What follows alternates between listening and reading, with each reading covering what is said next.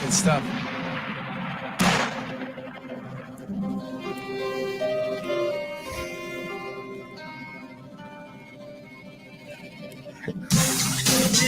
What's happening? Oh, I see what I hit. My bad. I hit the AOL one, AOL live show one. Okay.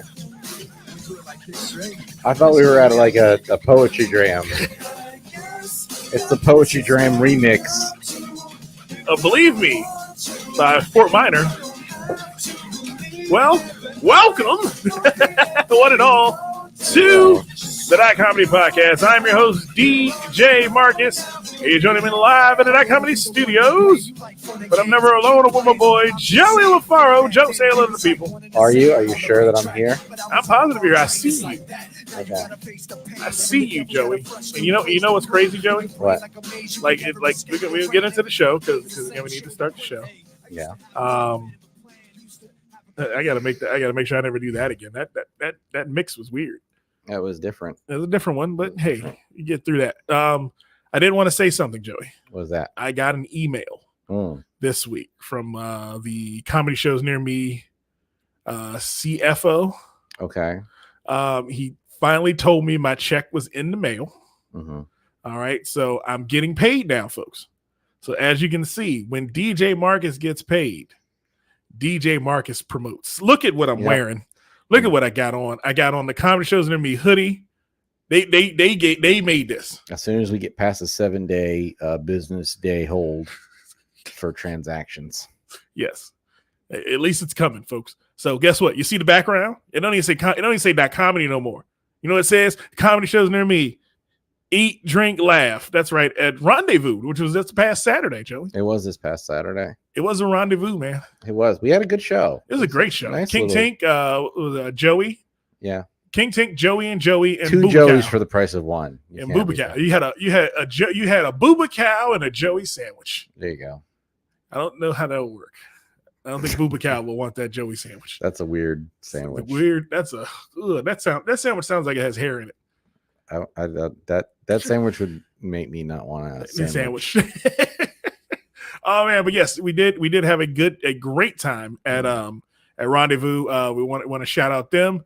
Their wings were actually really good. They were, and if you're not familiar, Rendezvous is directly across the street from the 930 Club. Very cool venue. If you're looking to party, I suggest you go there. Check out the space. They have an amazing event space that you can have parties and events of all sorts there. Yeah, you meet me at the Rendezvous, man. That's what you got to tell people when they ask where you going this weekend.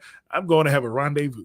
And we'll be back there on February 10th for our Valentine's Day weekend show. Ooh. With I believe it's Granville Bazemore and Applebound Betty. Okay. So we're ready coming through for the Valentine's Day show. It's always money to have Applebound Betty on the Valentine's Day show because she's just such a loving person and it's all about the love. So we gotta have her that weekend. So it should be a really fun time. All right. So also for the next couple of Comedy Shows Near Me shows, we had some contract disputes with DJ Marcus and Comedy Shows Near Me. So DJ Marcus will not be performing at the next two shows. Me and upper management had next two shows and next three shows. Two. So I'll be at Dave & Buster's this week. Oh, okay, that's what I mean. The next the next show is Dave & Buster's, but the two after that. I won't be at. Okay. And me and contract expired, had to renegotiate. Yeah, we had to renegotiate some things. And again, when I got the phone call from the CFO, he gave me a new contract. Now I did tell him not to start it until mid-February because I had some things I had planned already. And since they didn't come back with the money correct, I had to step away. So that's what I'm doing. I'm stepping away. You step away. I'm a step away. All right. So I won't be at those shows, but guess what, Joey? It doesn't matter if I'm there. You know why? Why? Because they're gonna be hot motherfucking fire. Yes, they will. Who's gonna be who is gonna be at was that McGinty's on the 4th? So on the third. The third. We're having Comedy Shows Near Me presents Speed Dating Okay. It is like speed dating on steroids. You're going to get to date like 5 people at once. And the bonus part is, as an audience member, the comics ask the contestants your questions. So we'll have 5 participants, up to 5 participants on stage. They'll introduce themselves real quick, and then the comedians will kind of take turns. We'll have a different matchmaker, quote unquote, for each round. So Rich Ev will be hosting that. That should be a good. That's a good move, putting Rich Ev on that one. We have Jake Leeser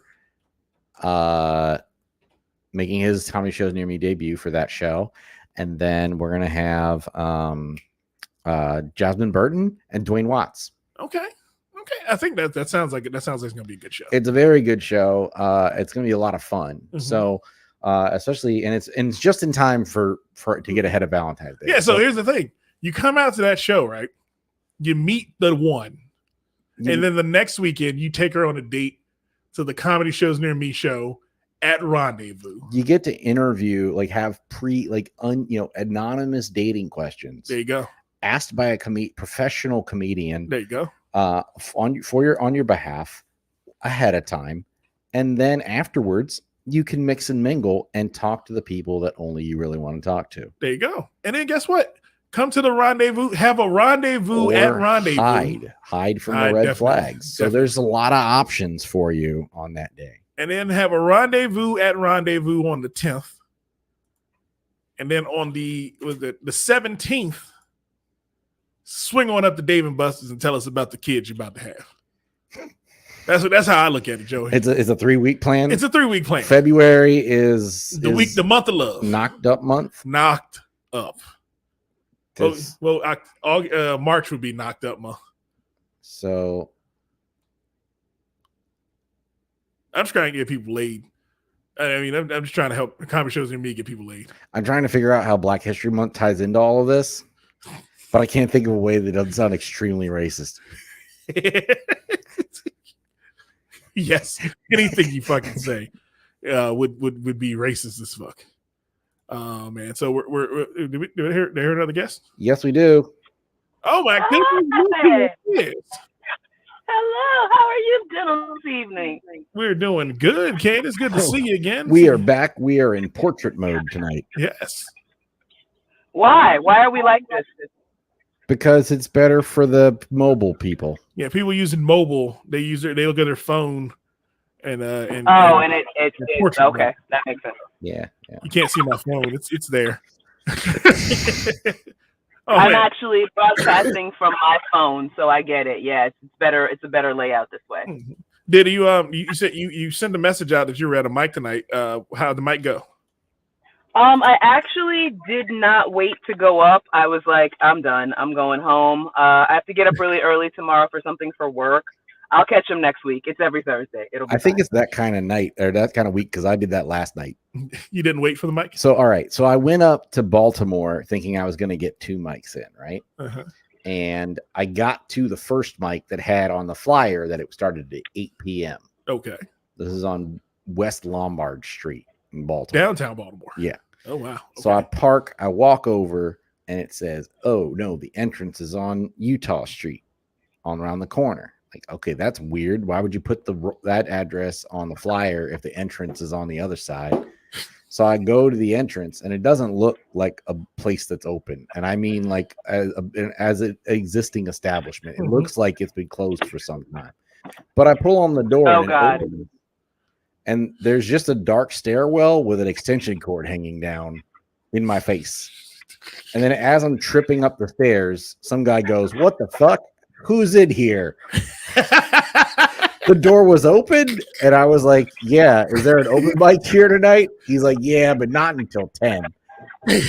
What? Yeah. And I already had a bad day, so I was like, maybe I'll go to. And I was like, okay, I'm gonna still go to Motor House. I'm in Baltimore. I drove all the way up here from Capitol Heights. I'm gonna go to the other open mic. I know it's starting in about an hour. Okay. Before that, I'm gonna go. Wait. Right on. Hold on, I have a question. The one that with the extension cord that started at 10, what time was on the flyer? 8 p.m. Get the fuck out of here. I would have been so pissed. Oh my God. Because when I lived there, I lived in Virginia. Baltimore's like 2 fucking hours for me to go and find out that I have to wait another 2 hours for the mic to start. Get out of here. Mm-hmm. Right. So anyway, I already went up there because there were supposed to be 2 mics, right? There's another one starts at 9. So I was head over to the one that starts at 9, but I wanted to find something to write on. I found out my joke book. This joke book is full. I got this. This entire book is full. There's nothing left in this book. Joey's got jokes. Good for you. You're writing a lot. No, this was filled up like a year ago. I haven't been writing in a book in a while, but I'm trying to get ready for this awesome show on the 28th I'm doing with Paris Sachet and about half the other headliner level comics in the DMV area that are on this show. So I want to do my darndest to participate at a high level. So I'm working on some new material, and I need to go write this joke out, and I'm trying to find a place to like get a notebook. But the only thing I can find open is a Save-A-Lot.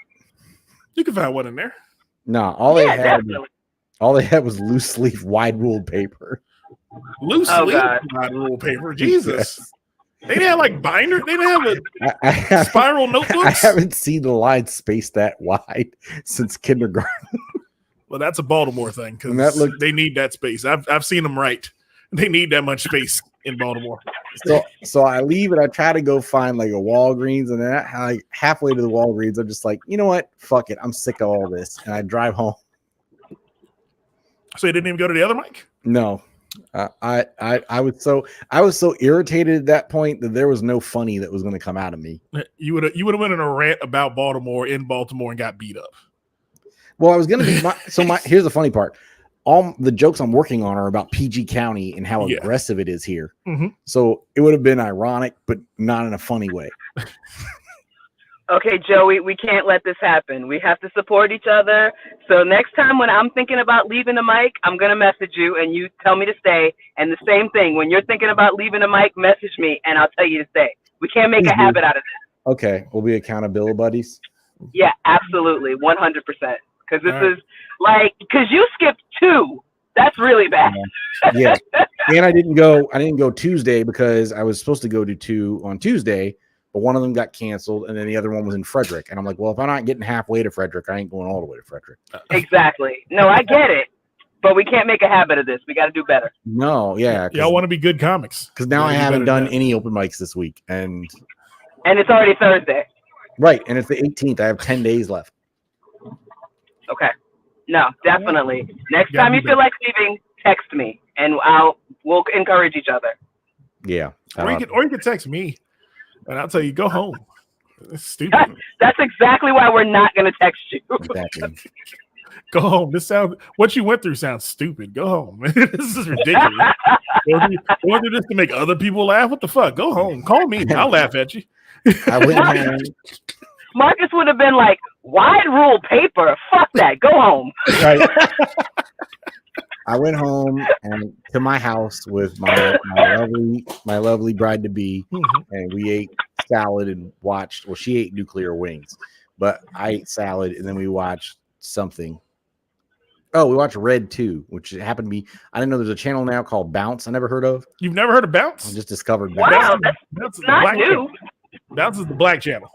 I don't use television. Like I don't turn on the regular tube. You know why you should watch Bounce? Why? All the movies that you had on that list are on there. Or on Bounce.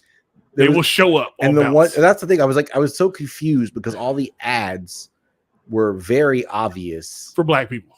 Right. Like it's like Stella got her groove back and Pride and whatever the hell else. And did I see Terrence Howard coaching a swim team? Oh yeah, that's a good movie. Yeah, I was so confused. Like I just didn't.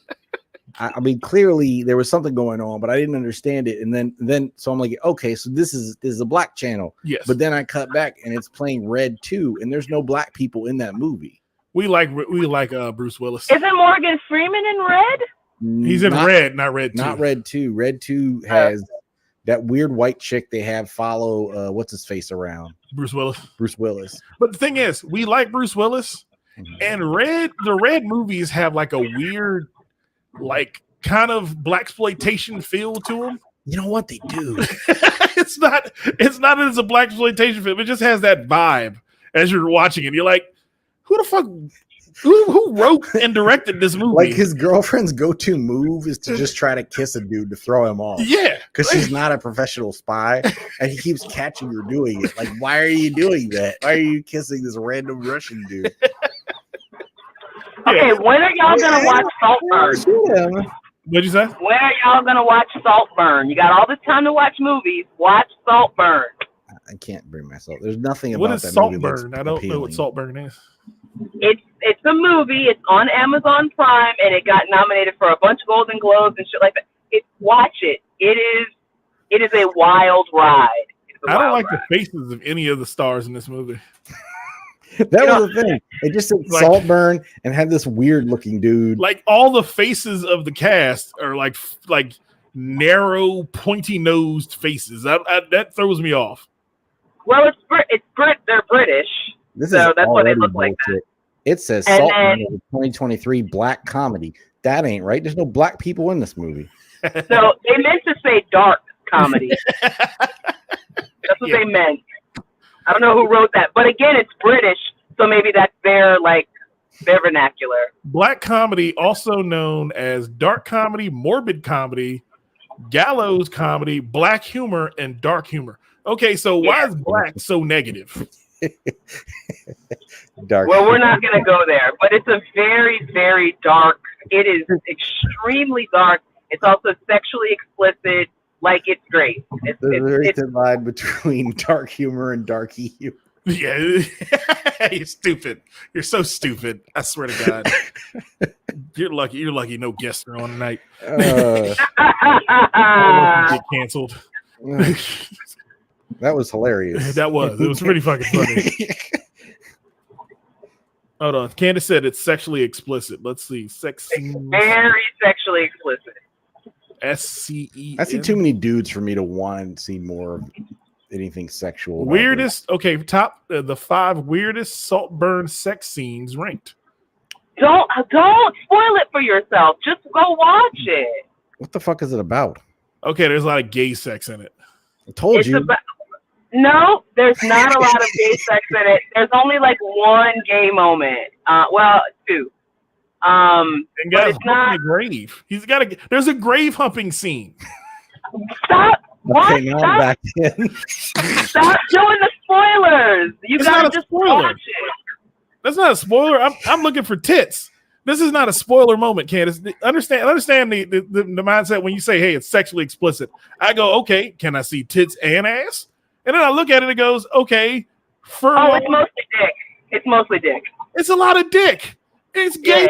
Yeah. This is not fun. Me and Joey won't want to see this. I'm telling you, you will enjoy it. It's really good. There's a lot of twists and turns, a lot of shocking moments that you would never. It's just as good. It's good. Candace is one of those people that said, hey, man, you need to go see Brokeback Mountain. It's very artistic. It's 2 dudes humping in a goddamn tent. That is not artistic in any way, shape, or form. Brokeback Mountain was a love story. Sounds like a Jane Austen novel, but gay.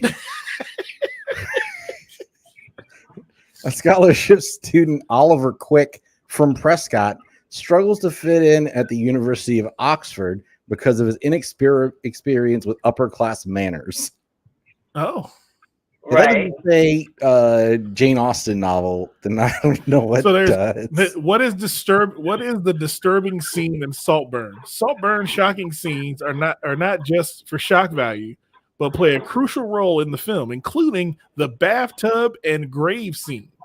The bathtub scene was fucking wild. I will never recover from that one. Was he just beating off in the bathtub? I don't know what are you talking about. Yes, somebody was beating off in the bathtub, He was but that's making a lot not of the eye bathtub contact scene. with the camera. You know what? Never. Okay, me. Okay, all right. So I'm gonna tell a personal story on this one. Me and my fiance were talking. We were watching adult films, and one night we were just watching. I was like, "Hey, you want to watch some porn?" She was like, "Sure, let's turn some on." So I was like, "All right, cool." I flip it on, and like, there's this girl giving this dude head, and she's just doing this the whole time. Why? While she's sucking it. I'm like, if you ever look at me like that, I'm punching you in the forehead. If you ever open your eyes that wide while you're doing that, I'm punching you in the forehead. Because that is the freaking weirdest shit. Yeah, that is not good. Like, I don't know any man that likes to see that. Like any man look down at you with wide eyes, going, "Ooh, ooh." That is very off-putting. Yeah, it is. That was the weirdest shit. I was like, she's like, you want me to do that? No, not even a little bit. Not even close. Not even today. Not today, now, or ever. We good on that one. Look like you casting a spell down there. I don't. Yeah, that shit is creepy. I ain't no kin to no coven. Okay, so somebody does beat off in the bathtub, but it's what happens after that that's the shocking part. That wasn't shocking enough. No, it's what happens after that that is the shocking part. I'm telling you. Joey, the beating off in the bathtub wasn't even the half of it. Squanchy shows up. That's It's the only Squanchy? thing. Absolutely not. Anybody want a squanch? Hey, I'm squatching here. You guys, please just watch it. I'm telling you, you'll like it. You know what movie? Me and my fiance did watch that new Netflix movie with what's his name? Kevin Hart. Not Kevin Hart. It's white guy, Footloose. Kevin Bacon. Kevin Bacon. Okay, the other guy looks just like Kevin Bacon. Ethan Hawke. What the fuck? Okay. Ethan Hawke. Wow, we just played the worst game of 6 Degrees of Kevin Bacon. Yeah, because here's the thing. Ethan Hawke wasn't in Footloose. Okay, Kevin Bacon's He in the said movie. somebody who looks like Kevin Bacon. After he said Footloose. Ethan Hawke's the main character of the movie. One of the main characters. But Kevin Bacon plays a side character in the movie. Okay. And I got to see what the movie name is. Is it Leave the World I Behind? think we're gonna create a new rule. Don't bring up a movie you don't know the name of. It's called Leave the World Behind. Okay, it's called Leave the World Behind. I just feel like that's the least we could do is You don't know the name of the movie. You barely know who's in it. You have to do a fucking sounds like rhymes with to get to Ethan Hawke. I had to do that when I watched after Red 2 came on, Kiss of the Dragon came on, and I remember the name of the movie. But seeing the opening credits, I was baffled because I could not remember the plot at all. And I'm usually very good at retaining what happens in these movies, but it wasn't until I saw the cat, because the opening of the movie's dumb. It just shows a rabbit like with another wounded rabbit, and I guess they're trying to imply that the rabbit ate the other rabbit. And then it licks itself, and then it goes Kiss of the Dragon. And then it's like Jet Li, Bridget Fonda, Checky Cario. None of those sound like they could be in a movie Who together. the fuck is Checky Cario?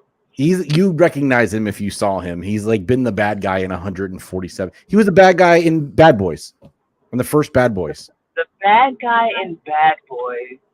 For some reason, I'm picturing the Asian guy with the platinum baldy. What was that? What movie was that? I think you're talking about Rush Hour. There we go. Rush Hour. My bad.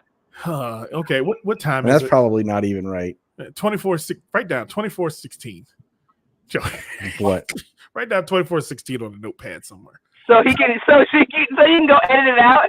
So I can go clip it later. Yeah, we're gonna clip that later. You can do this shit. I'm also going to start keeping track of when I made Marcus almost choke to death on his. Every time you do that, So far, I'm 50-50 shot. I'm going to make him choke on his. What is it? Sonic Cup. Yeah. So there'll be a reel of that eventually. All right. All right. Yeah. So the movie is called Leave the World Behind. Okay. So the that's him. Who's him? That's Checky Cario. You can barely see that, Joey. I can't. That shit looks like fucking Quentin Tarantino from where I'm at.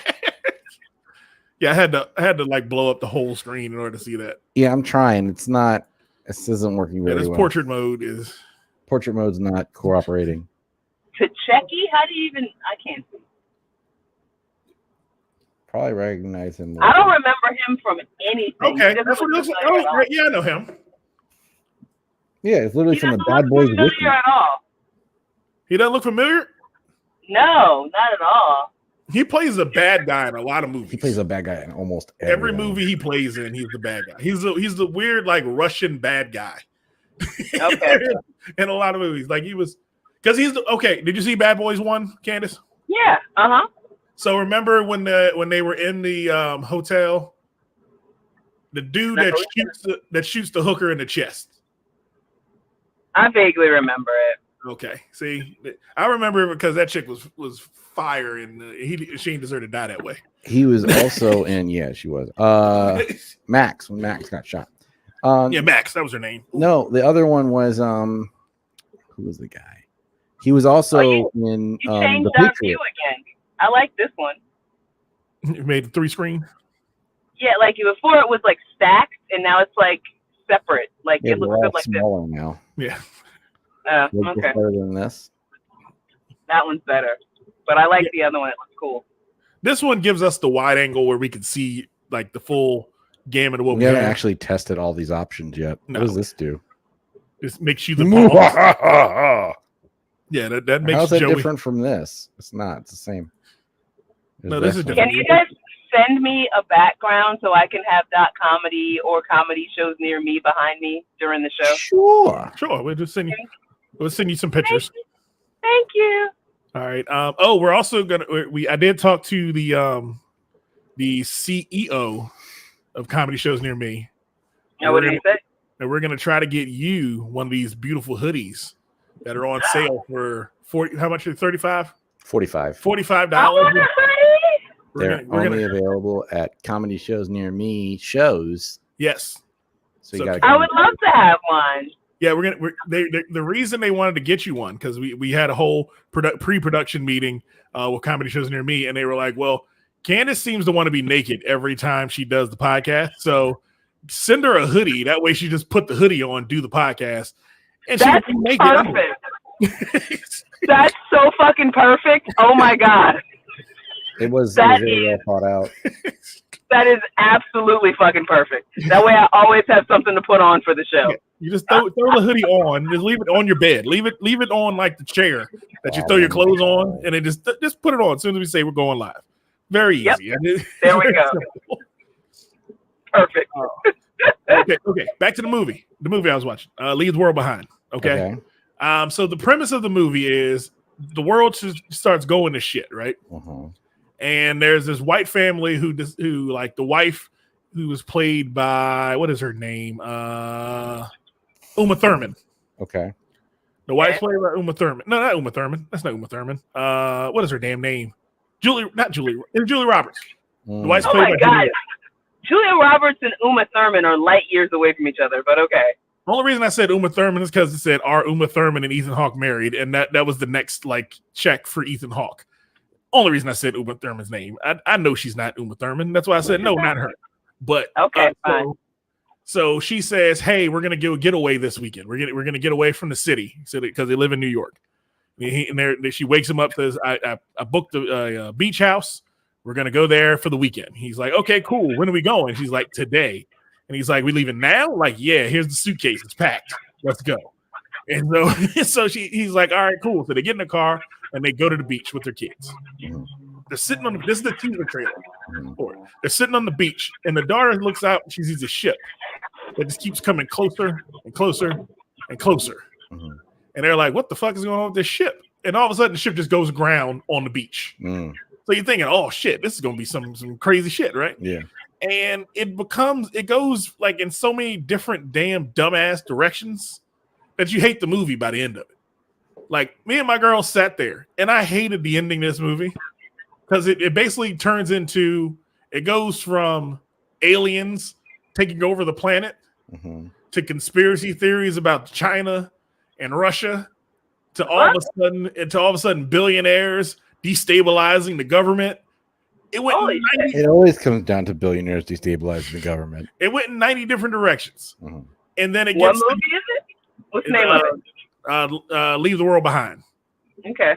So then what you finally find out is one of our enemies has decided to destabilize America, and the best way to do that is to make us blind to everything else. So first thing they take away is the internet. So all internet signal is gone in the country. So there's no communication.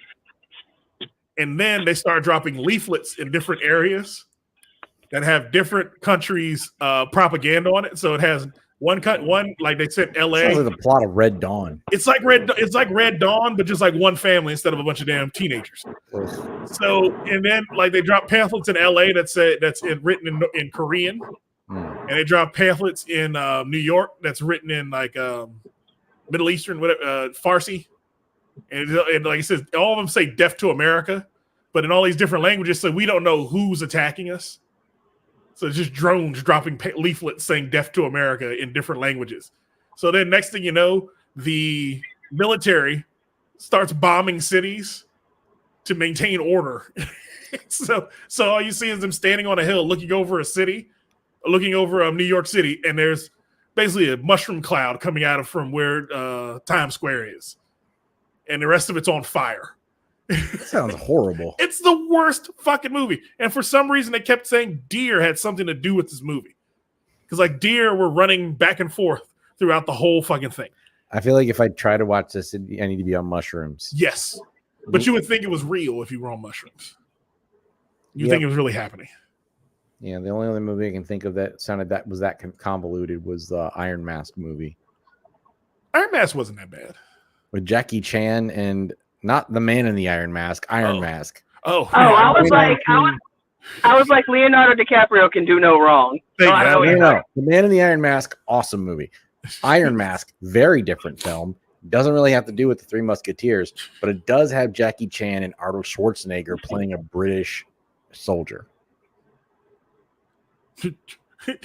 I want to see this.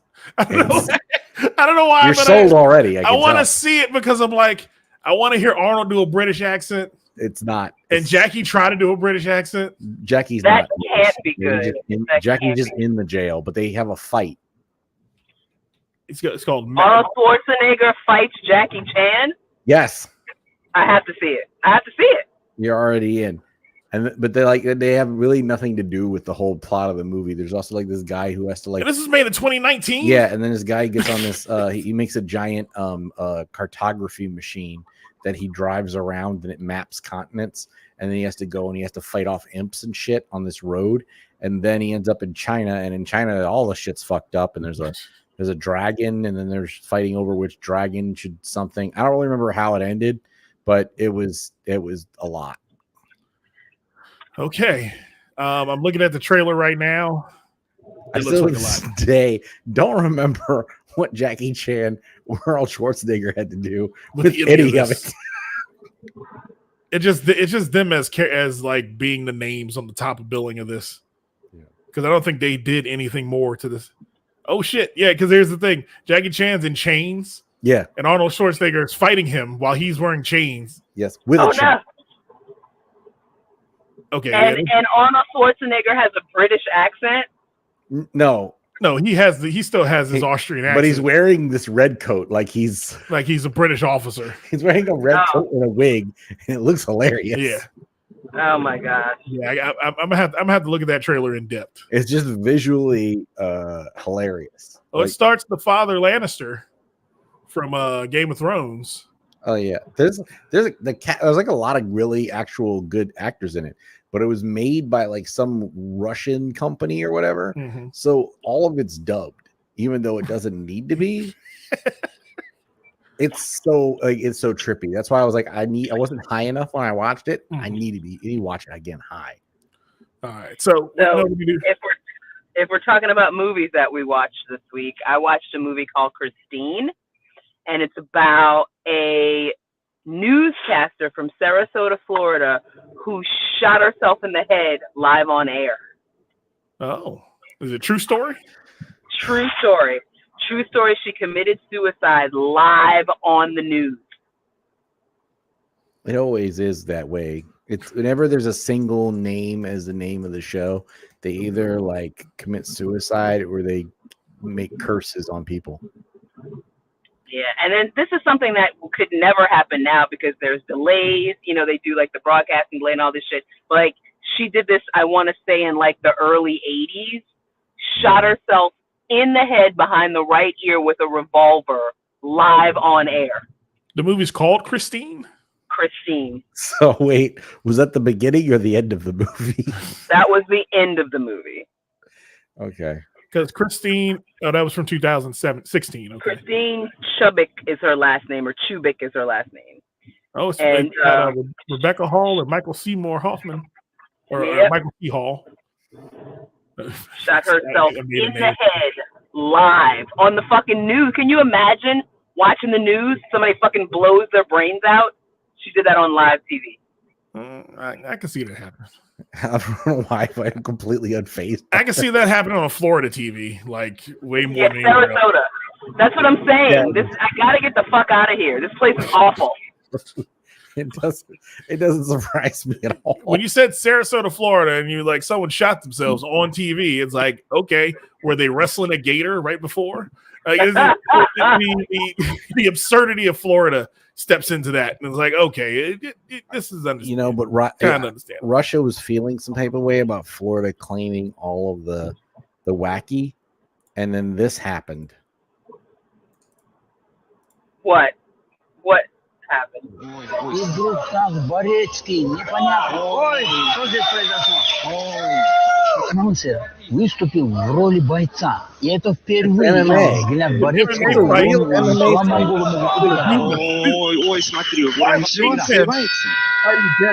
He's wearing a leather trench coat and a scarf and a chain to fight a crackhead that he dealt the crack to. Yeah, it looks like Kingpin versus Deadpool in an MMA fight. That's what I'm seeing right now. That's the vibe I'm getting. His name is Onef Moron. Everything he's wearing is a hazard for a fight. You can pull that chain, choke him to death. You can trip him with the jacket. Like, why is he dressed like that for a fight? Did you forget you owed Mr. Putin $2 million? Why are they wearing gloves? Like they're wearing boxing gloves. That's the part. That's the most ridiculous part about it. Yeah, they're not wearing MMA gloves. They're wearing boxing gloves to have an MMA fight. Wait, here's the question I have. Is that the crackhead's uniform? That's his uniform. Is he just like always shirtless? Because the other guy just wore what he had. This is definitely the Russian bum fights.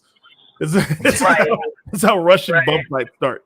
It's like, let's go get one guy who looks all fucked up and get a Russian mobster to fight him. Now, look at this floor, though. Did you guys notice the floor? Yeah, the floor. It's like a tile paisley. Like, it's like gorgeous. И вдруг выходит. Why did he not take his jacket off before the fight? I don't understand. Why? I don't need to take jacket off. I beat ass in uniform. Here's the thing.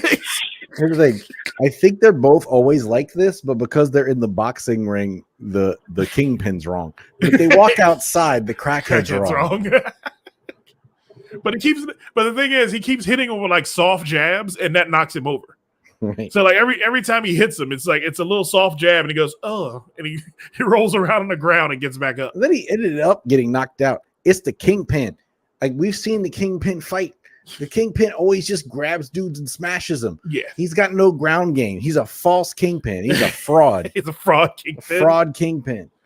Oh, man. Well, on that note, Vincent D'Onofrio was rolling over in his grave. On that note, we're going to take a quick break on the That Comedy Podcast. Man, we got more stuff coming up, Joey. What we got coming up, man? The Emmys happened. The Emmys. Ooh, okay. So there's some of that. There was a thing where Yasin Bey had some statements about Drake, and Kevin Hart finally weighed in on the whole industry plant thing. Okay. Well, we're gonna hit that, and we can hit a whole lot more when we get back on the That Comedy Podcast.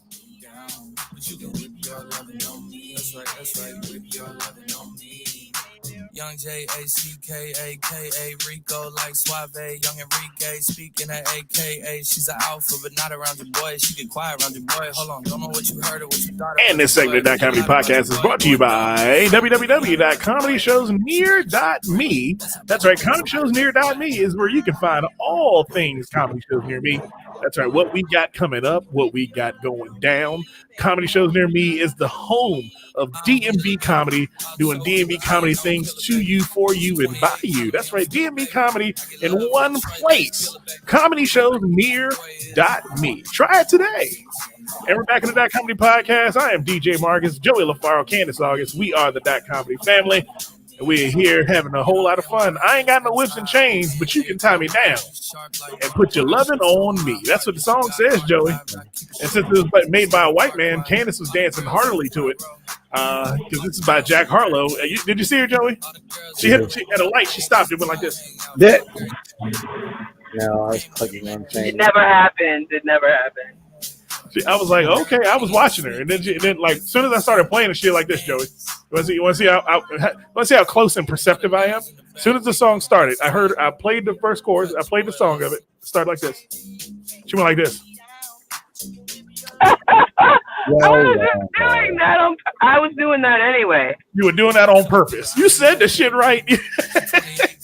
Started salivating when you heard Jack Harlow's voice. Oh my God, no, I didn't. Oh my goodness, I'm gonna tell your husband.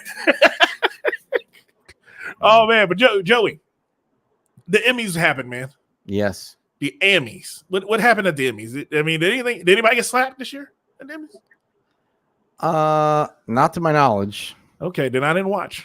Quinta Brunson became the first Black woman to win an Emmy for a lead in a sitcom since The Jeffersons. Okay. Comedy Since doesn't The get Jeffersons. That was in the 70s. comedy doesn't get awards like that. We discussed this last week. Okay, wait. It's the award for lead in a comedy series. That's the award. They have that every year. This is just the first time a Black woman has won it in like 40 years. How many Black women leads are there in sitcoms? Well, that's a good question. That's the only way she was going. Anyone is going to get that. Quinta Brunson, phenomenal comedian. If Comedy Shows Near Me gets her on that show, I will definitely DJ that week. But at the end of the day, there aren't that many at any point in time. Now, and what's the name of Abbott Elementary? Yeah, has 6 of them. So you're gonna put any of those powerhouse funny Black women on, and they and all of them deserve Emmys for the work that's done on that show. That's a great show. Yeah, but the fact is, like, there aren't that many starring Black women on major network shows. Like, you had Moesha, you had Girlfriends, you had all the other. Yeah, that was on like shows. UPN. They were on UPN and shit. Mm-hmm. Yeah, I'm really struggling to think of a lead in a Black sitcom. Maybe like Gina on Martin. Like I really. What are the Black sitcoms that they've recently had that none of them had female leads? Yeah, there weren't any. Like if you look at the biggest Black sitcoms, mm-hmm. Fresh Prince. You would think what's her name? They all have male leads. They have male leads, but you would think like a Felicia Rashad would have made one, but she wasn't. She wasn't the what's the word I'm looking for? She wasn't the lead character. She wasn't the lead character, but she also wasn't. Character. She wasn't the funny one. Right. She was a serious parent. All right. I don't understand these categories. Okay. Oh, okay. It's writing. No, there's variety talk series, which the Daily Show with Trevor Noah won. But there's writing for a variety series, which last week Tonight with John Oliver won. Yeah, that's a variety series. That's considered a variety series because he does performances. But Trevor Noah, Daily Show with Trevor Noah was also nominated for that same thing. That means he's better than that. None of this shit makes sense. I don't like these categories. Listen, what did Trevor win? He won something. Here's the thing.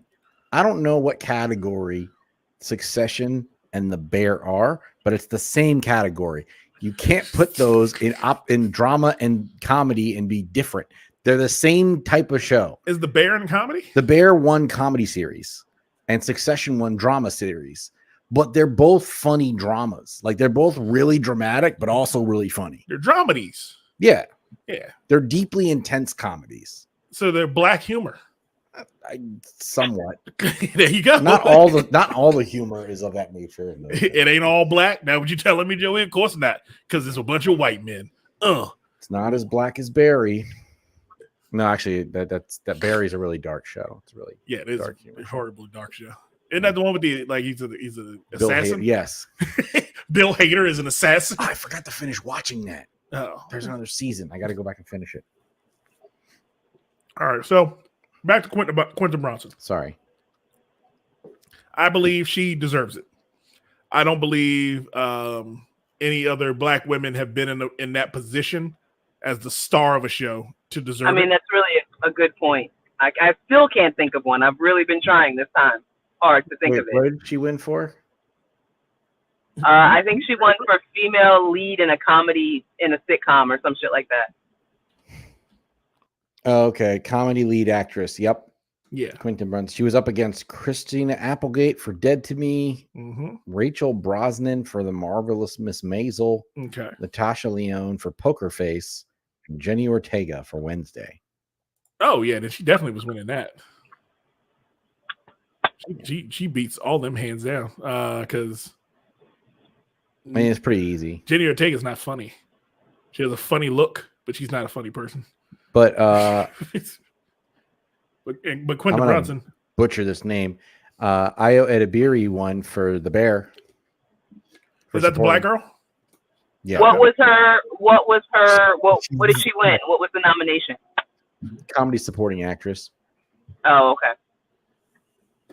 The Bear won a lot. That's the one with that's a the really black good girl show. with the teeth. But I just The black girl with the feet? With the teeth. She has big The teeth. fucked up teeth. Yeah. Yeah, her teeth are a little weird. Oh. They kind of come out. Yeah. I know that what's the name from Shameless curses out black women on a TV show about Chicago, and I watch it and I go, I don't really believe this, because I What? watched him on Shameless for enough years. It was the main character on there. Jeremy Allen White. Yeah, You mean the reincarnation of what's his name? Damn it.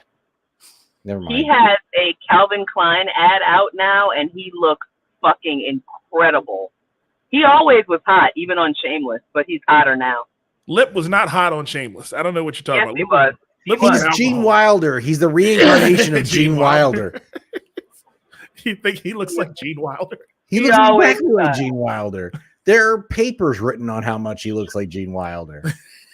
Really? There's college papers on how like they must be related in a parallel universe. Oh, Look at them next to each. There's like just Google Jeremy Allen White, Gene Wilder. Like there's a whole thing. You probably won't even need to finish typing it. Jeremy Allen White. What I never understood about Shameless is how I loved it. It was a great show. I watched every single season.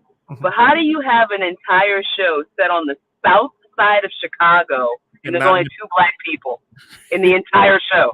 For Two. like 9 seasons, there was only 2 black people. Yeah, and one of them was a baby for the first 8 seasons. I don't know. I Exactly. never watched it. It's just like, this is completely ridiculous. They are on the south side of Chicago. They don't even know any black people on it. It's like crazy. How do you have a show set in New York City for 11 years and have 2 black people show up at any point in time, i.e., friends? Yeah. I don't- Yep. All right, I need shows to stop doing this 10 episode run and then not doing another season for 3 years because it's fucking up my timelines. Yeah, I can see The that. worst. One of the shows that I watch is doing that now. It's called And Just Like That. It's Yeah. a spinoff of Sex and the City, and they're not having another season until 2025, and I think the last season was 2023. Well, I think there's I'm not sorry, going to be. 2022. Well, apparently, Beef was a limited series. I guess they're only doing the one season of it. Oh, let me in, Joey. But why are you? Yeah, I told you. he does. He looks Oh, like yeah. he looks like Gene Wilder's like slightly attractive. Okay, but he's like the hot version of Gene Wilder. He's the, That's an old picture of Gene Wilder. Gene Wilder looked exactly like that at that age. Like, watch Blazing Saddles again. he looks like Nah, Gene Lip Wilder. has a better jawline. You want to see you want to see the same thing, go watch Gene Wilder in The Producers. It was like his Lip first. has a better jawline, I'm telling you. Yeah, the stronger jaw. Yeah, Yeah, the chiseled jaw. Is that what you're saying, Candace? absolutely. Gene gets loose skin because he's old. No, Gene. I don't think Now Gene ever he's had a dead. strong jaw. Never, ever, ever. Candace would know. She likes white men. And she would Oh know my God. which white man stands up to the test of time. I really don't like you. She's been rooting for one forever, Leo, and he's fat now. No one wants to talk about Leo, All right, It's fine. He had a little timeless. bit of a softer that. face. He had a soft face. I like how that's how you put it, Joey. He had a little bit of a soft face. It wasn't he wasn't chiseled. He didn't know. He looks like what we okay. So you ever see pictures of your uncles and your dad from like when they were our age now? Mhm. Yep. We look way better than they did when they were our age. They looked like old when we were young. Like if you ever like Candace. The years back then were harder. Yeah, it's weird. Like I don't know what it is. Like I saw a picture, like my uncle who we talked about earlier. I saw a picture of us at like one of my other cousins' houses, and he looks older in the picture than he does now. Damn. Hasn't had any work done. Hasn't but he takes care of himself. He's always taking care of himself. But like in the face, he just like it looks like a younger person now. But he's got 25 more years on him now than in the picture. It's weird. Like 35-year-olds back then didn't make any sense. Candace, I mean, you grew up through most eras. How do you think? Oh God, I hate you. I don't even like you at all. Do you think 35-year-olds look different than they did now than they did back when you were 47? No, they definitely do. 30-year-olds, 40-year-olds, I feel like Nothing all that I look can do. younger It's now not really working. than This they whole did sharing screen before. thing is not working. Because if you think about it, on the Golden Girls, Blanche was like 53 or something on that show. J-Lo is 53. So people definitely looked much older back in the day than they do now. 100%. 30's the new 20, 40's the new 30, 100%. I mean, we know more about how to take care of ourselves than we did then. Or at least how to We use more creams. yeah, we have more creams and we have more moisturizers. We moisturize better than they did.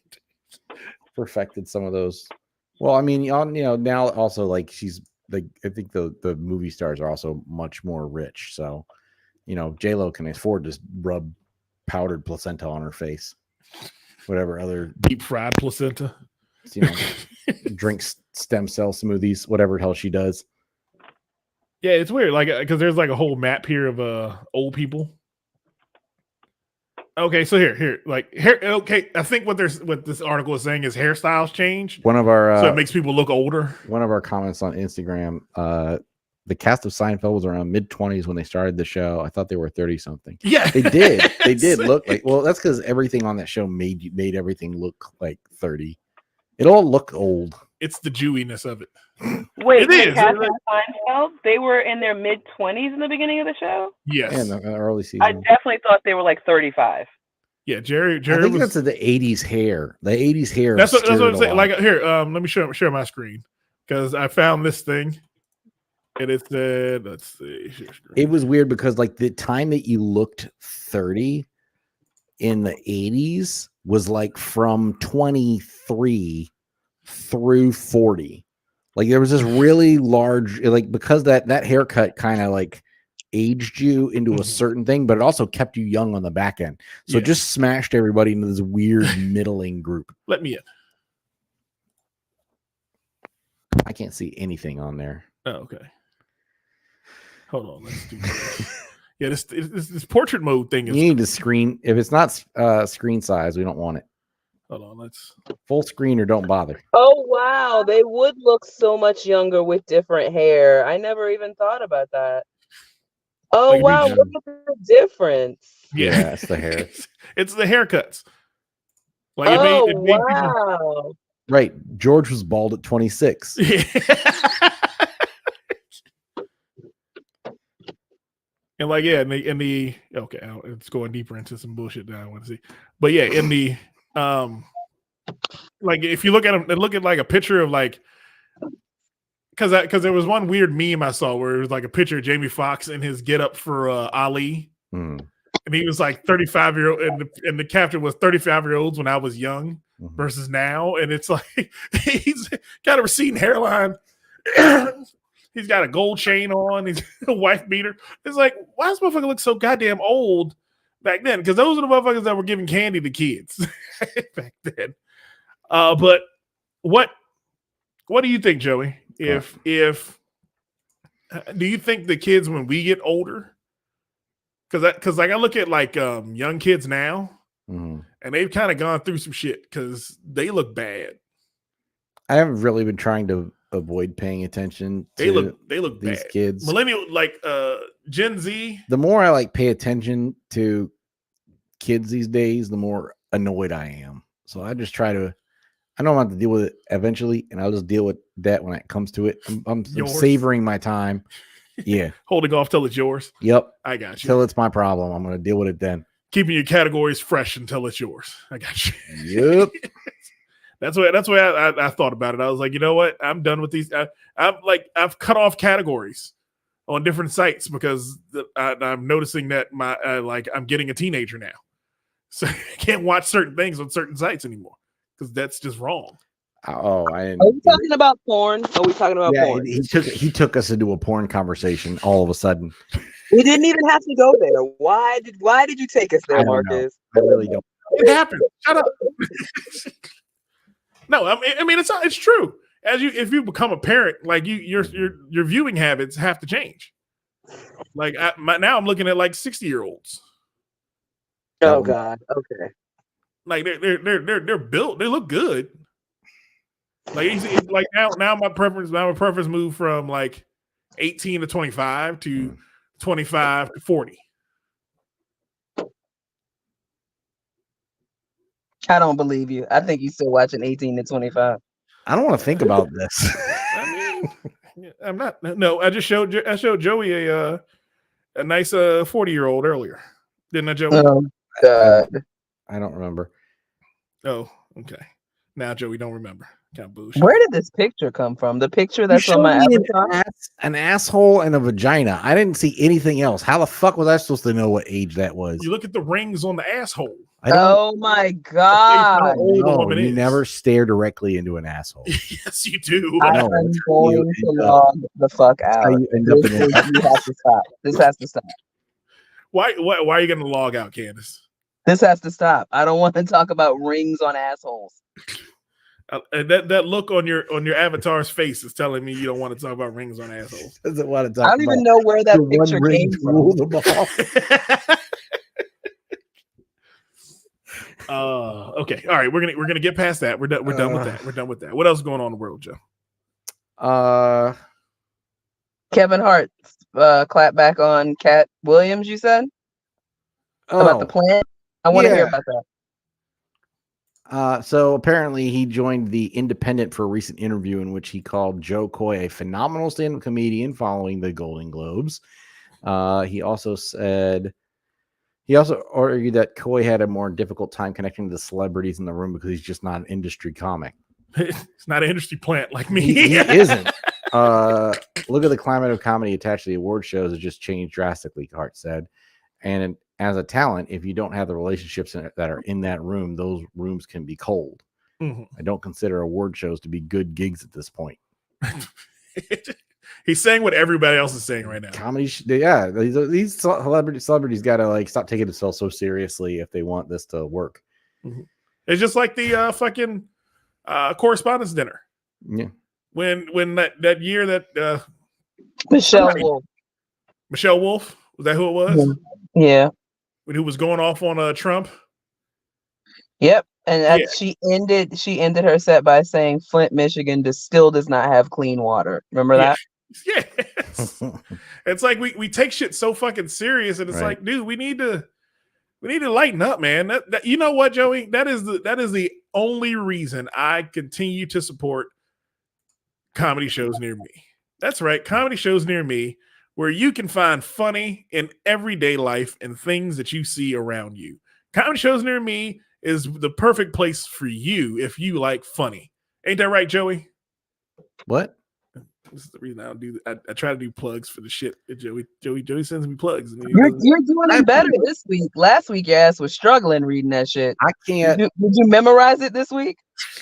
No, I have bullet points. I don't have an actual script. I'm actually really good at this part of my job, but I don't read scripts very well. I don't read. I just know. Yeah. You tell me what's in front of me, and I will go right there with it. I'm trying to make sure the next words out of my mouth from this article are relevant, so I don't read something innocuous and waste our time. Okay, I got you, Joey. I didn't know you were still reading the article. I thought you read the article earlier. No, crack research. I'm just staring at assholes. Got to stare at the rings. You got to know how old they are. Oh my God! Counting the rings. Regarding the the Cat Williams accusations, Hart said that such an accusation quote comes with the territory of being a famous comedian, but he's ignoring the claim otherwise. He said, "It's not worth my time for a responsible engagement. It's extremely beneath me in the position that I'm currently in. I think those that can't talk about those that can." Ooh, that's a Yikes. That's a jab. Mm-hmm. Ooh, Those that that was can't a do. fucking dagger. His, you know what he said, Joey? You know what he said right there? Those who can do, those who can't cat. This motherfucker basically said, "I'm too rich and successful to even address you, but you underlings." God damn. I'm rich, bitch. Like, I am too rich and successful to even be concerned about this. Next. Damn. Kevin does throw shade every now and again. Yeah. Like he'll get on The shit out of it. he'll get on like the Kevin the fucking Plastic Cup Boys podcast. Mm-hmm. He'll get on there and motherfuck everybody. Because he's with his friends. It's like me and you sitting in a room. Like I talk shit about comics like on the podcast when me and you were sitting here. Mm-hmm. I don't talk shit about them in like public. Like I don't go out to shows and go, yeah, fuck that motherfucker, Mike B. He can kiss my ass. Nobody booked Mike B. Fuck Mike B. I don't do that. I do that on the podcast. You know, this is my area to do that in. Like I don't. If you were gonna like do an example, you shouldn't have picked a real person. Like you could have just said Joe Schmo. You like used a real person's name just then. Marcus has had these random podcast feuds with real people that he barely knows. Yeah, I don't Mike like B and Eddie Lyles. I don't know why he has issues with those two people. You gotta just do like Kevin Hart basically was like, y'all too broke for me to care about you. That's basically what his statement was. Here's the reason why I don't do that, and I can tell you all very, very point blank and very eloquently. I'm too broke to be above anything. I'm poor, so I'm petty. This is my life. That should have been the name of the episode. Wow. We usually find the name of the episode once we start it, which sucks because by then it's already locked in. Yeah. We'll save it for next week. Other thing, so regarding the Dave Chappelle being under fire for making jokes about trans people again, which is bullshit. I watched that special. It wasn't. What jokes about trans people? It really wasn't. Like he did worse on handicapped people than he did trans people. Right. Him doing this for 2 minutes. I still can't believe that we got that special the same week as that story came out about Hawking on Epstein Island. Like the timing of that was just that's hilarious. We're just in a time now where the microscope is significantly pointed in the direction of comic and what the comic is saying. But you have the option of just not watching something you don't find funny or entertaining. That's something extremely simple that people are forgetting. I don't feel like everybody should love me. I don't feel like everybody should think that I'm funny. It's perfectly fine. Candace, do you agree? I feel like everyone should love me and everyone should think I'm funny. Okay. If is that what we're talking about? Yes, I I agree. mean, that's what Kevin's saying. Maybe I should stop caring and let my audience find me. I think that's what it's going. That's what my takeaway That's what your was. takeaway is. Okay. Be thine truth self and find out if there are other truth selves that truth with you. That deal in your truth. Yeah, Okay. something like that. I believe that all comics are have a certain amount of ego attached to them. I wish that they would understand that the world doesn't revolve around them all the time. The amount of ego to be a comic is fucking nuts. I've like every comic I've met, I have great relationships with a lot of comics. I have great relationships with Joey LaFaro. I have a semi. This is Marcus's equivalent of saying he has a black friend. Yes, it is. I have a. I work with comics all the time. I have a comic friend. But again, it seems like comics have a history of doing just being egotistical, and there are a lot that don't. Like Candace is not a very egotistical person. She comes across as the way the way she glares at people, like this avatar she's using right now. That is ego. That is all ego. I've never seen a woman look at me the way Candace is looking at me right now. It's doing a lot of things, but it's not a matter of being good. What? I just remembered I forgot to share on Facebook the show. An hour into the fucking show? Yes. That's 90% of our audience, Joey. No, we had a lot of people take a peek on Instagram. Okay. We had one viewer on Instagram. Hopefully, we won't lose them. He sucks so fucking bad. But yeah, comedians, grow thicker skin. Let's not beat each other up. Let's make this money together. Comedy shows near me. .comedy, doing things 2024 and into the future. Only comics that I don't really have a whole lot to say to. Mike B. I really don't have anything to say to him. I'm being told I have to get better at marketing. Yes, you do. Market yourself. Candace, you there? Candace just put the avatar up to glare at us until she felt like talking again. She took her shirt off again. I'm here. Can you hear me? Now we can Now hear we you. can. I was saying, why do you keep calling out Mike? Why does that keep happening? Stop. Okay, I won't call out Mike B anymore. We don't need unnecessary beef. Why are you doing this? Okay, I will leave Mike B alone.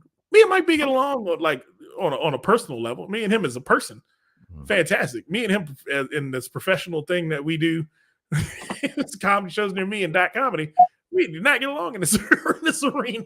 Oh my god! But again, where was that with that? Candace, what was I asking Candace, Joey? I don't know. She confused me. She confused me when she said, "Why am I beating up on Mike B?" All right, let's move on. Fuck it, I forgot. Speaking of beef, hey, did you hear? Do you remember Yesin Bey? Yes. He had an interview recently and had some choice words. The artist formerly known as Mos Def. Yeah, he was interviewed and he was asked what he thought of Drake's music, and then he promptly said, "Why are you doing this to me?"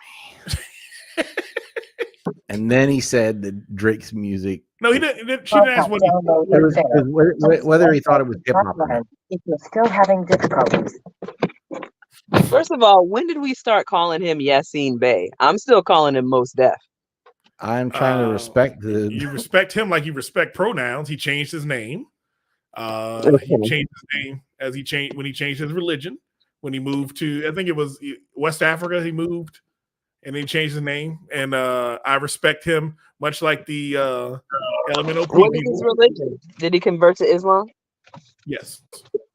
Good for him. It was from the Cutting Room Floor podcast. Okay. Who's that star? But he was asked if Drake is considered hip hop or not, and he was told that it was pop. Yeah. He said, in the sense, like if I was in Target in Houston and I heard a Drake song, it feels like a lot of his music is compatible with shopping or shopping with an edge in certain instances. That one killed me. I was like, huh?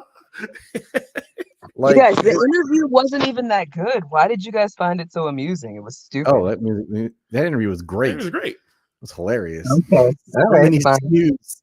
So many SKUs. So many SKUs. Oh, did you hear the new Drake? They're playing the new I Drake. love this mall. Everything is here. And then he started like going into something about what I think he was trying to do a referendum on capitalism, and then Yes. they cut him off. Yeah. Because he's big in political awareness. Yeah. Because that's the reason he got stuck in Africa. Because they wouldn't let him back into America. Oh wow. Because they said his visa to travel the world Mhm. wasn't valid in the country he went to. Oh. So they wouldn't let him in the country or back out of the country. So he was stuck in I think Nairobi for like 2 years until like some friends finally got him out. Which again, hey, people go through struggles, but the shit was funny. I don't know why Candace doesn't find it funny. Candace, you a Drake fan or something? Candace leave? Candace left. All right, Candace must be a Drake fan, Joey. Candace must be a Drake fan. Candace would be a Drake. Candace must be a Drake fan. Well, that's not in question. Yeah, she's a Drake fan, and she doesn't want us to. Well, Drake did respond. Oh, he did. Yes. He posted a clip of a Method Man interview to his Instagram story in which the Wu-Tang Clan legend spoke candidly about hip-hop's diversification. Hip-hop is a culture. It is a way of life. The way you dress, the way you talk, the way you walk. Breakdancing, rhymes, stage, show. Drake then called out Yes and paid directly by writing under the clip, "What Umi say again?" And said, "Let me shine my light, King. Don't change up now." Okay. I mean, he didn't say Drake was bad. He didn't. No, he just doesn't qualify him as He doesn't qualify him as hip hop. Most hip hop like purists don't qualify Eminem as hip hop. So yeah, and this has come up before. It seems like there's this weird thing we do with hip hop where there's this moving goalpost definition that is different by every person, and it's like, how do you define? Like, no one can give you the. And it's like you just know. Like, it's one of those things where it's like, no one can really define what it is, but they're still willing to say something is and something isn't it. Yeah, it's not hip hop is what you believe hip hop to be. Mm-hmm. Hip hop from a purist hip hop fan or hip hop performer is whatever they grew up listening to. Mm-hmm. There's no structure to it. Like classical music has a tone to it that makes it classical music. Right. It was written during the classical period of the world. There's no hip hop period. It's all pop music anyway. It all eventually becomes that. Yeah, it all becomes pop music. So it's not like you're sitting there going, "Oh man, I can't believe Drake." I think Drake's all pop. No, all of it's pop. Because what is the chart that it's on? The popular music chart. It's whatever's popular at the time. That's what pop music is. Let's stop lying to ourselves, people. I don't believe in. I'm inclined to agree with Mos Def only because I don't like everything that's happened since Drake. Drake's opened the door for this bullshit style of rap that we've had over the last decade of mumble rap, crying rap nonsense. What did you expect rap to be? I expected rap to stay rap. What? Okay, so what were you expecting? Not this auto-tune whiny shit that's coming out now. Okay. All right. So let's play devil's advocate on that. Okay. What is rap music to you? What is rap music or what is hip hop? Because you just said rap like 4 times. What is rap music to you?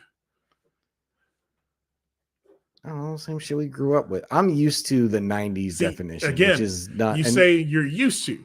This is the fundamental problem with old heads in hip hop and That's- old heads in rap. And I'm not saying There has to be room for the rest of them. n- There has to be room for the rest of them. not when it's garbage though. Like it's just bad music. I guess to me, it's like it's not even like you used to have some like craft to it. It was a matter of like you would evaluate on lyrics, flow, and skill, and all this that would come together to make it. And now they're just running shit through a computer. They don't even really write lyrics. They're singing but lazily. It's like there's nothing to. All the songs sound the same. There's nothing to divine. You used to at least be able to tell one song from another. So would you say this was a hip hop song?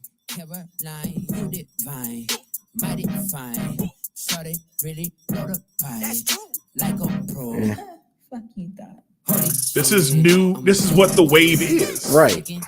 You can't grade them. But they always do this. Like you can't all do the same shit. That's what all they did in the 90s did. They all did the same shit. I don't think so. What did they do different? That's what I'm saying. You had all the different rappers had their own thing. You knew when Depending where they were coming from. New York rappers all sound the same. Southern rappers sound Biggie the doesn't same. sound like Diddy. Diddy's not a rapper. What the fuck you talking about? That's fair. Stop saying Diddy. What the fuck? Diddy, what? No. Didn't he just get nominated for a Grammy somehow? Who, Biggie or Diddy? Diddy. Diddy want a party. And sometimes you got to tell him no. Candace just evaporated on us during that She whole left. thing. She left. It's fine. She can leave every now and again. But again, it's hip hop is whatever you want hip hop to be. You can't say what is hip hop. Now, here's a question for you, Joey. Is this a hip hop song? Yeah. That I'm playing for you right now.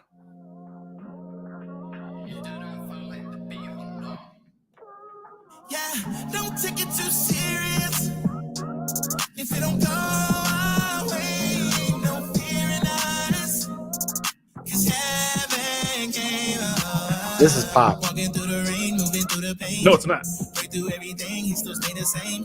Staying steady in my lane. Whatever this is, I don't want it. So don't take it too serious.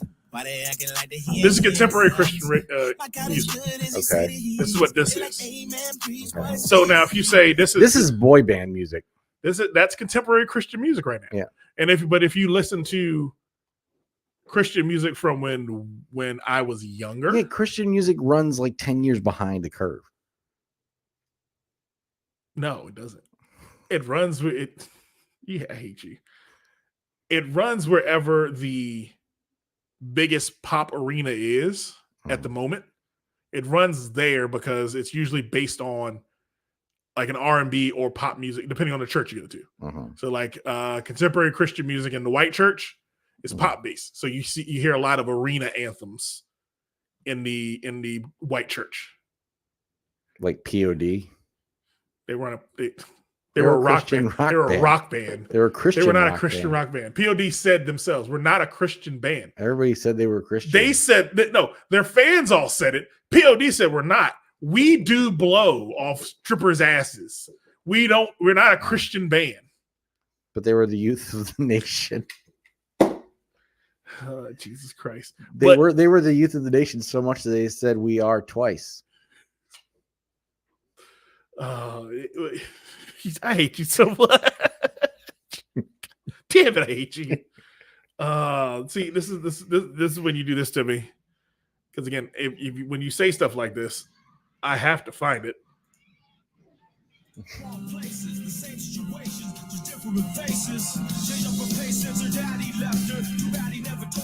Whatever happened to rap metal? It died with Linkin Park. You never think you think it's ever going to come back? No. No. The reason it won't come back is because rap metal's dead. Metal's more electric now. So you hear a lot of I don't electric. think where any of the music's going. Here you go, Joey. They can't hang with that. We can't hang with that.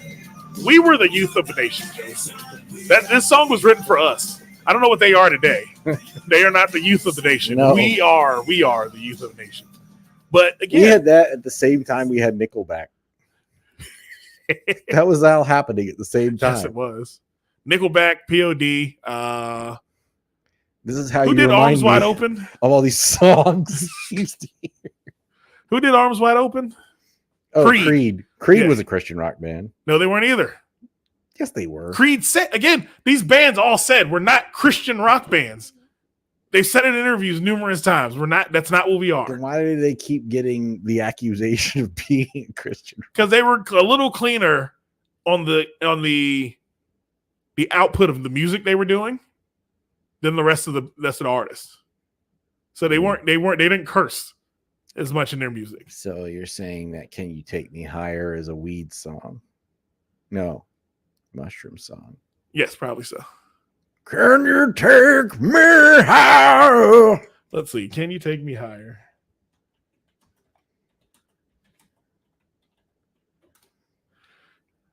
Can You Take Me Higher by Creed? Is it a... They were like part of that whole grunge wave. Like you could have taken them and like Pearl Jam and like there were like two other bands and you could have just smashed them together. Like there were four of them. Okay, here, according to a 1999 piece, listen to what I'm saying. Yeah. According to a 1999 piece in the Washington Post, the biblical imagery of singer Scott Stapp's lyrics got Creed typed as Christian rock Mhm. by early listeners, and the band's denial of any religious objective was unsettled. Some of its more fervent fans. We are not a Christian band, Stapp says on the band's website. Welp, there it is. Yes, Can You Take Me Higher is a Christian worship song. It was written by Crystal and J.H. Cohen and features vocals from It was Jennifer just written McConnell. by a Jew. We can draw It's all Hollywood. Yeah, it's basically they were industry plants. They were more industry plants. Okay, so yeah, I mean, Who was the other one that got invited to that meeting? POD. But one of them had to do something else. What? No, that's always the story with the Illuminati thing. They both they invite two They write two? celebrities, and one person does the thing and gets the weird face wife, and one doesn't. So I guess Creed got the weird face. We need wife. to look at the weird face wife, the wives of the front men for these bands. I think that's the the black version of it. I don't think you get a weird face wife when you join the white Illuminati. I think there's just one Illuminati. No, it's different ones. I think those wives are plants. Because you know what I got to see? Who were the seven that cat? I was thinking about this earlier today. I was like, someone's got to have the list of those women, and has to have some record of them talking sometime to somebody about something. There's a little too much passed over truth there that no one has denied. Okay. See, no one's dove deep into this. I'm just saying, I think that and this started in the early 90s or late 90s to some extent, because the boy bands were a big benefiter of the whole Swedish Connection thing. But now there's it's even more it just seems like there's so much meandering nonsense, and it's also whiny. It's just my life is hard. And it all sounds like that to me, except they go through I can't do the auto tune noise without the auto tuning. Oh my life, fucking hate that song. Stupid ass song. So hold on.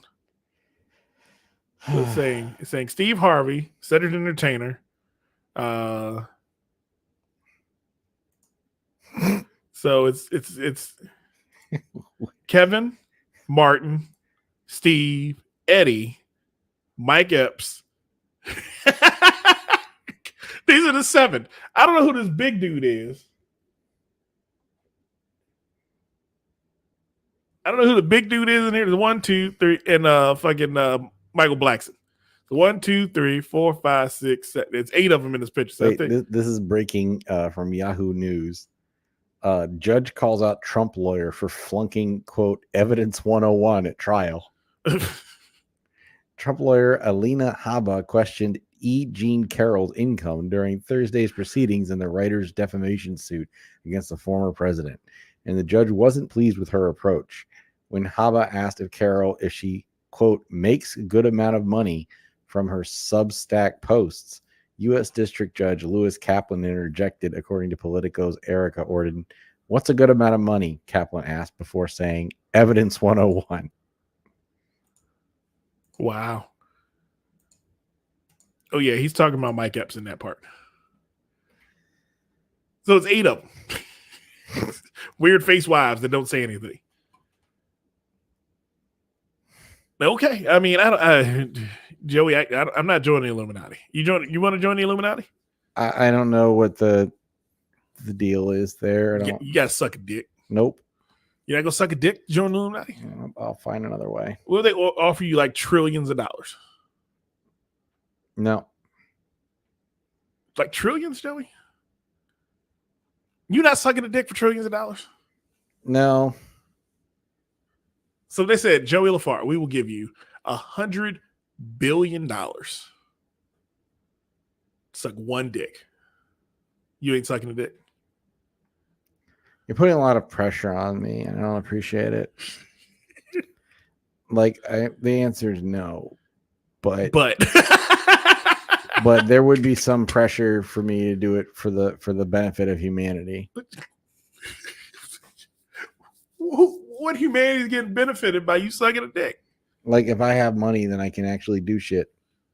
So would you say, I'll suck the dick, but only if I get to use the money however I want to use it?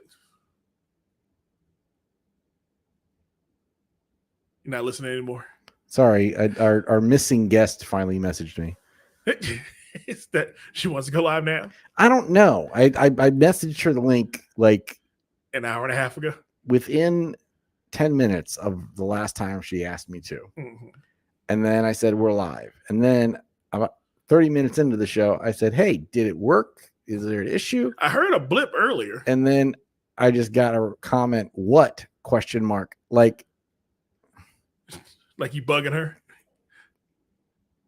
Oh my goodness, it's okay, Joey. I mean, we're just about done, man. Yeah, we're about to finish with it. I did want to let everyone know about the Comedy Accelerator program.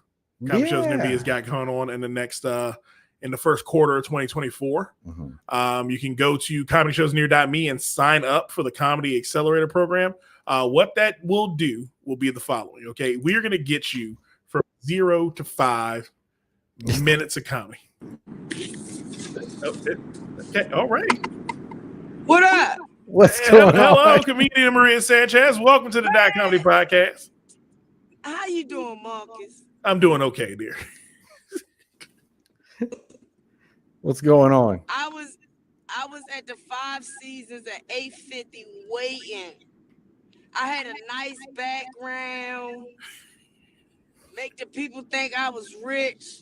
Like Joey put me in the hotel for the show. And now they see me at work. It's all my fault. Yes, it is your fault, Joey. Because I sent Joey. the link at 8:55. Hey, it works out that way sometimes, yeah. Oh man, so y'all doing your night job, Maria? Yeah, Norma Jeans needs their, strippers need to be taken around. I was wondering where she was going with that, because I know what Norma Jeans is. I don't like Norma Jeans. I have issues with Norma Jeans. Why do you have issues with Norma Jeans? Because don't ask. I just no. Fuck that place. No, you got put out one night. You had to. Nah. You had to get put out of Norma Jeans if you got a problem. I did not get put out. What happened was it was during COVID. Why were you in Norma Jeans during COVID? Because that's problem number one. Because my fiance has a messy friend of a friend, and we got invited to her bachelorette party. I didn't. This was not my idea. Thank you. We went out to some seafood restaurant, and then we went to, and needless to say, that whole thing went way weird. So you had a night smelling. That marriage did not last. You had a night smelling fish. That was no, because then we went to Norma Jeans, but then we got in there, and I was relatively certain we were going to catch COVID immediately. Of course. So we tried to leave. And since we were only in there for a couple minutes, I was like, "Yo, like, can we get our cover back?" Because we were in there for 4 seconds, and they were like, "No." And then I was like, "Y'all ain't doing no COVID protocols." And he said, "Who are you gonna tell?" And then wait a minute, hold up. It's nothing but booty and breast. Why are you worried about a COVID test? Because it was 2020. Joey wanted glass shields on the stage. So I'm just saying wear a mask. I'm just saying wear a mask. Because look, I've seen Baltimore's teeth strippers. They don't need to not be wearing masks. It's actually better for everybody. Where did you want the mask to be worn? Got a mask thong? Yeah. Cover that mouth. Cover that pink thing up. No, they can do whatever the hell else they doing, but cover that mouth up. Oh man, so there was no ventilation in there either, which is the other thing. So it was hot. It was It's a strip club. Exactly.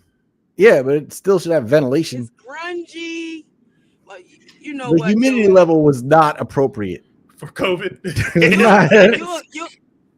You're a classy creep. I don't go to strip clubs, first of all. Like, I don't. That's what you should have started with.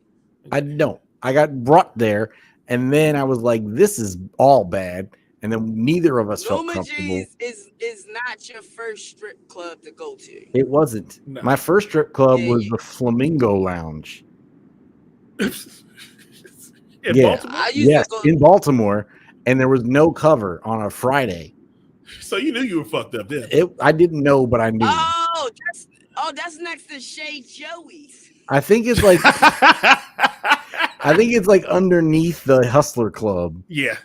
It's like if you don't want to spend money to go to Hustler, you go to Flamingo. You go see the second tier strippers downstairs. Yeah. I went to Baltimore Street to go to strip clubs one night. And we went. I didn't look at any names of any clubs we went to, but I went in one, and it was like, okay, there's a $5 cover. So we go in, and the first like 5 strippers I saw all had bullet wounds. So I was like, you know what? I don't think this is the place for me. Right. This is not going to be a fun night, because whoever shot you means they don't give a fuck about a pretty girl. They definitely will kill me. So, I just didn't like. Hold up. Here's the thing. So y'all looking for exotic dancers, not strippers. Yeah. I didn't find a place though. I didn't find my place. I just want a dance to be a dance, not masturbating on stage and then come over and ask me to tip you for your dance. Like that's not a dance. Joe, like I want to see a ballet performance on that stage. You over there just touching yourself. I saw a flash dance. You could be sexy and move. But the club I go to, and that's still if that's Steelworker, to the day. They get moved. Not the Steelworker, not the fucking Steelworker. But Millstream Inn is the best place to find exotic dancers in the Baltimore area. It is not near the rest of the Baltimore strip clubs and by any stretch of the imaginations, but it is a Baltimore area strip club. That is all I can say. The one I see that probably is good is Strokers or something by Fallsway. Strokers. 618. I just never understood the concept of paying to get a nut off. Like that's never been a thing I had to do. You don't nut at a strip club. Exactly. So even worse. You relax. Well, everybody. I'm not. No. if I'm getting aroused, that's building tension. That's the opposite of relaxed. Everybody doesn't get a nut off at the strip club. Now, this is there. Yeah. But there's one thing you do not do, and I was reminded of this the other night. You do not have sex in the champagne room, as Chris Rock told us very succinctly in his Bigger and Blacker album. No sex in the champagne room. No matter what a stripper tells you, there's no sex in the champagne room. That is a lie. I've proven that lie wrong on a number of occasions. But I didn't pay a lot of money. But strippers are some of the nicest people I've met. Best customer service. Yeah. It just Like, was weird because I had no money because I was broke, and like I was there because a friend wanted to go there, and the problem was like it's Baltimore, so I'm clearly the most attractive option. So I was getting a lot of attention that I didn't want. Oh, wow. With no money, you was balling. You're the best. You're just the white boy out there living. You're like Kevin from Shameless. It's a Baltimore basement. Like by default, my eyes already set me like 6 levels or higher. What'd you say? They probably thought you was a pimp. Probably so. Yeah, only pimps go into strip clubs and don't spend no money. Nah, not the way I looked back then.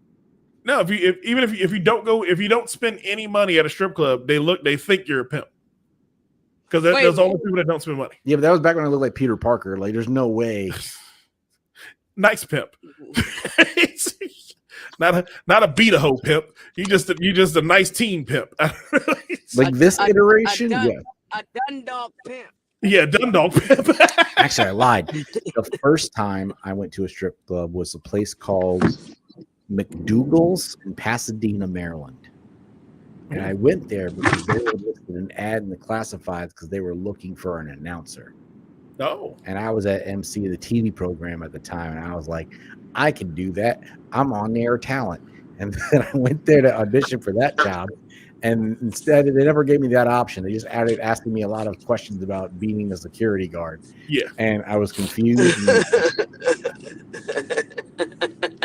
I like strip clubs. I don't like them anymore. I also went in a suit because at that time I was a dumb college kid. And I then you definitely were a security guard. Yeah, I wore a pinstripe suit. It was. Oh, then you were a mob security guard. I don't know what the fuck is going on there. What? Or a pinstripe suit. Right. It was my favorite suit. Yeah, wingtip. No, I had this navy blue suit. I think I still have it. I had a navy blue suit with light blue pinstripes. I guarantee you look like Paulie Walnuts from The Sopranos.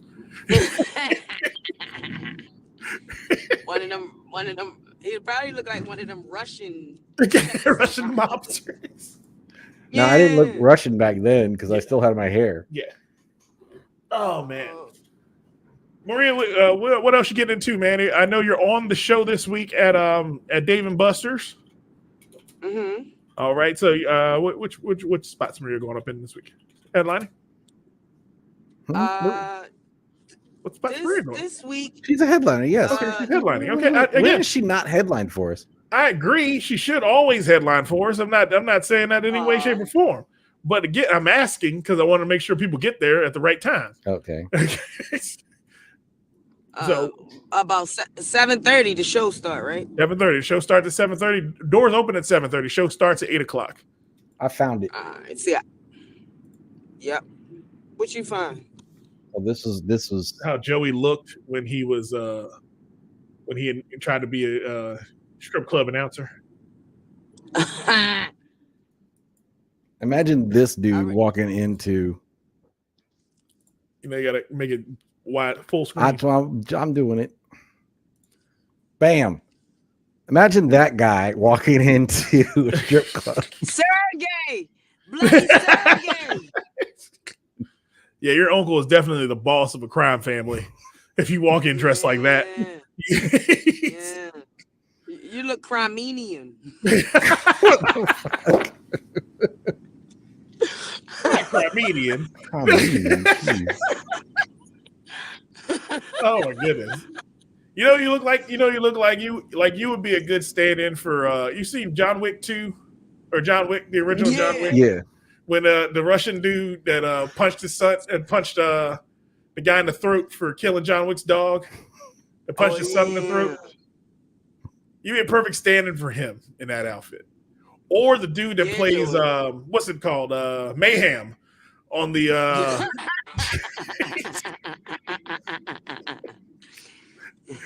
He looked like he kind of looked like Hancock. What? Oh, I have a pen in my pocket.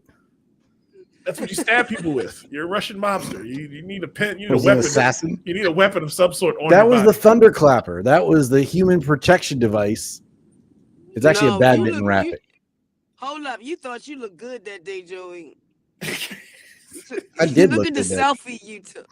Look at That's the not a selfie. selfie. This is a video. This video. This is a commercial. This is a Oh, you commercial did for a a fake whole- product. Is your hair thinning or turning gray in that It was spot? it was thinning. It's always been thinning. It's been like it was like Wait that since a- high school. Like right here in the on the left side. Here's the ad. This was a college project that I had to do. In a world where crime reigns, there's only one product that can save you. The Thunderclapper. Protecting you from such threats as Rabbit Mine, perverts, Look at that! I'm coming to get ya! And whatever the hell that was. the Thunderclapper, security for the common good. By pimpin'. All right, our friends are stupid. I'm gonna act like I never saw this. Oh, good God. That was pre TikTok, pre smartphone. Yeah. That was I on just VHS died in tape. my arms tonight.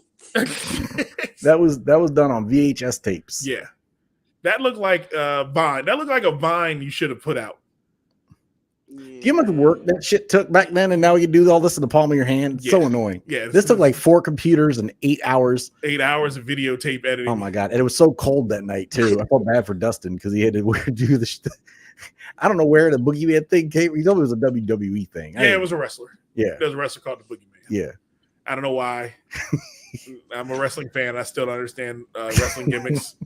Most of the gimmicks make zero fucking sense 99% of the time. There was a dead man who died over and over again. I don't know how, but that's wrestling for you. That was done in less than 24 hours.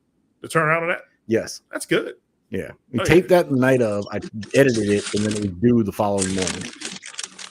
Why'd you wait for the end of the project to do the project? That's all I always do. That's weird. Hold on, dude. Okay. 1 second.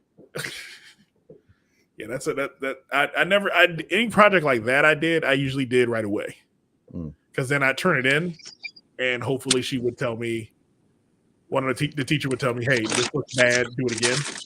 So In fact, I think the pervert scene, I think I had to film that the following morning. So you had to do a reshoot? I think it just was an added thing. I think I literally stepped out of the studio and was like, hey, what can we add? Oh, we can just look in the bathroom and I'll zap you. Was that Sean? Yeah. He is a pervert. That's fine. that was like our easiest, like our pervert. So with Sean, he's just looking in the bathroom, not like looking at anybody, and it's dark.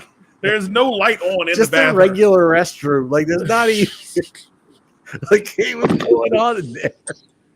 So it was Sean, Dustin, and Eric. No, Zach. That was Zach at first? That was Zach. The rabid mime was Zach. Okay, because it looked like Eric, because Zach looked heavier. I guess the big ass shirt. It was a big shirt. Whenever he wears those big ass shirts, he looks bad. I don't understand. Why he had the whole mime outfit, I have no idea.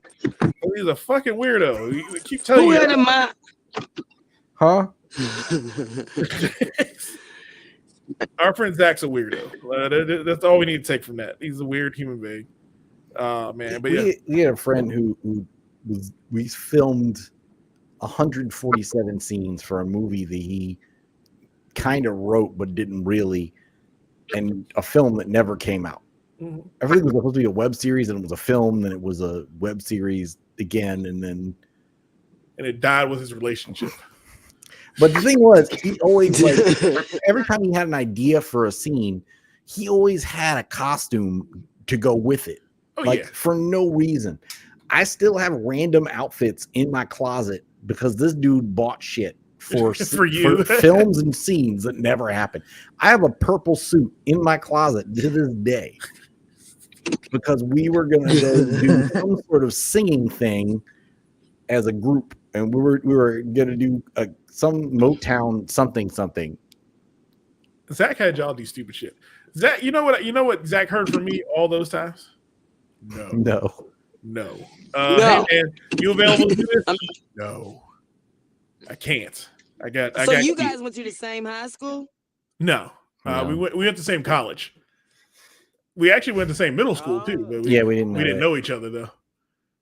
It's okay, you're better off. You wouldn't have been friends with me. I was a weirdo in middle school. I mean, I probably would have been friends with you. I wouldn't. I'd treat you like I treat Zach. Nah, I was crying a lot. It was not pretty. What's wrong, little man? You good? Oh Lord.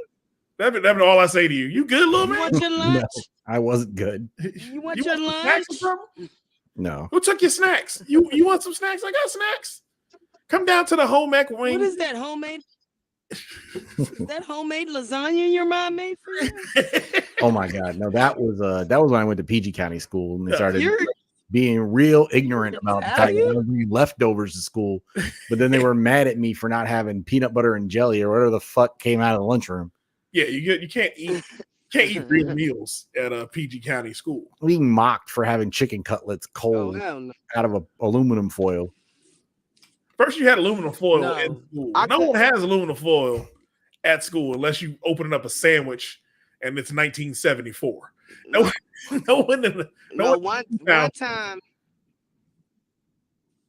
time I took a whole Thanksgiving plate to school for lunch.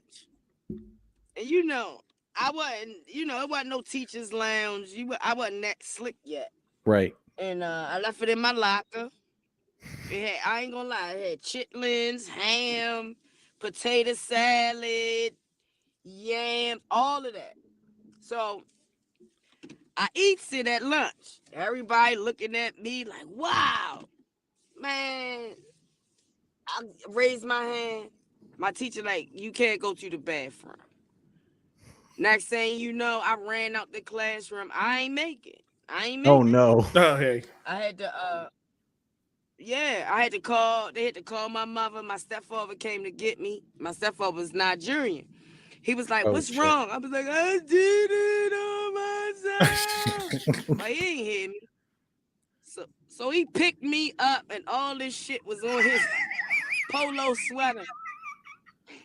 He dropped me so fast and so quick. The janitor was behind me the whole time, keep tramming up. So my mother come get me, get straight in the tub. I'm like, I don't think I'm getting in the tub with this one. And I was in soup. Oh no. Goodness. I was in soup, nigga. Ugh. Like, they didn't give you a shower at school. I had to go back to school. Yeah. That wasn't a day off situation. Get out of school. No. And she put me in the suit, the shit suit. It was terrible. They should have you went to Baltimore school. They had showers in the gym. They should have just gave you a shower at school. Told you off. I'm older than y'all. They wouldn't have allowed that. They would have touched us. They would have touched us. That was when those. Damn. Yeah, Joey. Public service announcement, Joey. Do not eat room temperature chitlins at lunchtime. As soon as she said it was in her locker, I knew this was where this was going. Yeah, I was already worried about it being cold at lunch. No, it was in a locker. It's just sitting there in a locker. Unrefrigerated? Oh my goodness. Yeah, in the locker, unrefrigerated. It was terrible. So everything that was cold at home has now melted to make a weird paste at the bottom, and then you just slopping that up with a nice Thanksgiving biscuit, and you cleaned your plate. I know you cleaned your plate. It seemed like you would have cleaned your plate at lunch. Because some stuff wasn't right. Something tells me it wasn't the. You gotta remember, Thanksgiving happens on a Thursday, and then there's a weekend afterwards. Oh yeah, all that was old. That's old. Those aren't fresh leftovers either. She been eating that all weekend. This wasn't fresh. Oh hell no! Because you know back in those days, you ate Thanksgiving food till Christmas.